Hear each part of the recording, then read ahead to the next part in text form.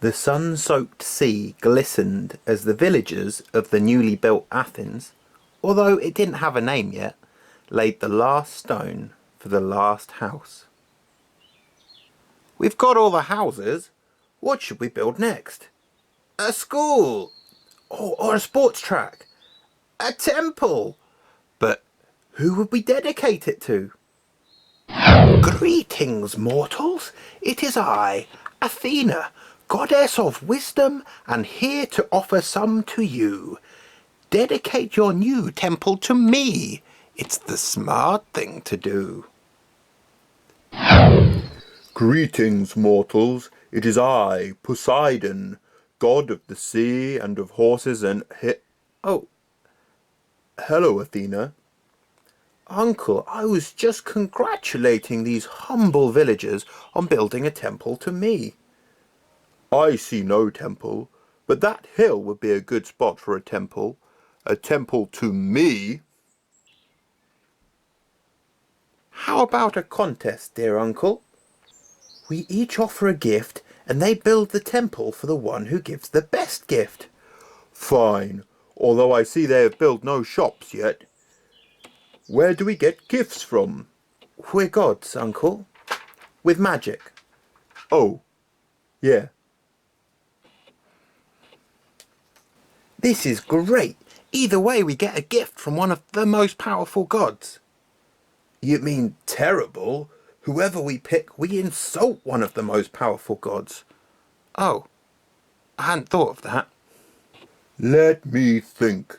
New settlements always need water. Hear me, mortals, and tremble.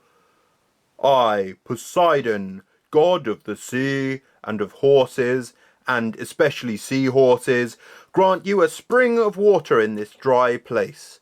Watch as I hit the ground with my trident, and water bursts forth. This water is salty. Of course, I am the god of the sea. It is sea water. Thank you, dear uncle, for whetting their appetite with your gift.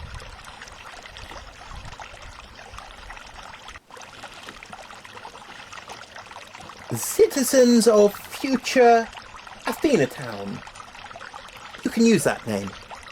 I present the gift of this eternal olive tree. It makes food to eat, wood to build with, olive oil to burn and to trade, shade to rest under. My salty spring is super rare. You must choose whose gift is the best, wise mortals who have nice hair. What do we do? The olive tree is much better than the salty spring, but Poseidon is the more powerful god, and he could sink all our boats. I have a plan.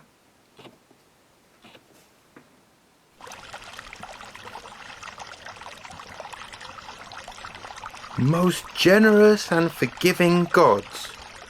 Go on. How could a man choose between the moon and the sun?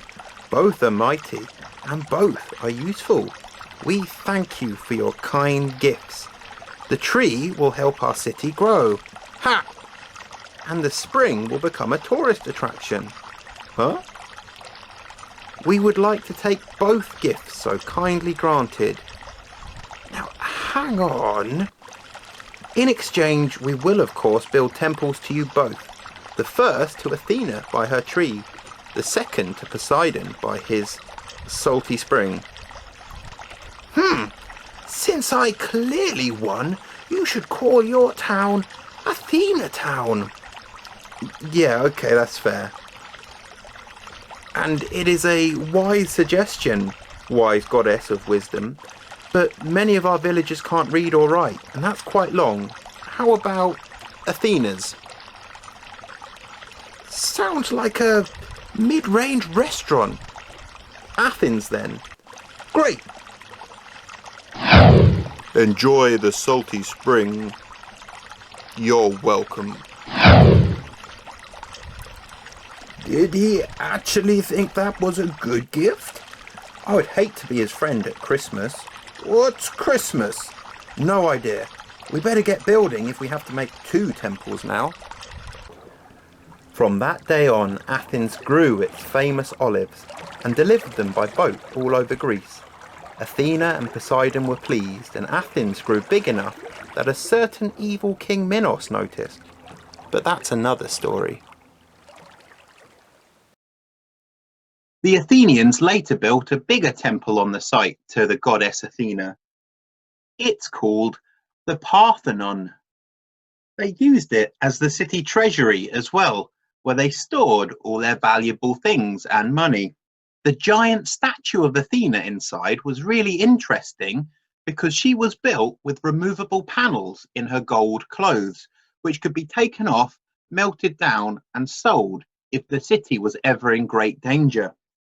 The Parthenon is very famous, even though it doesn't look so good nowadays.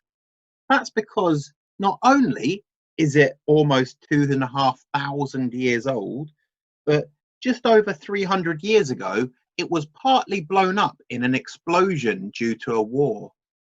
Even so, the Parthenon is one of Greece's most famous ancient ruins.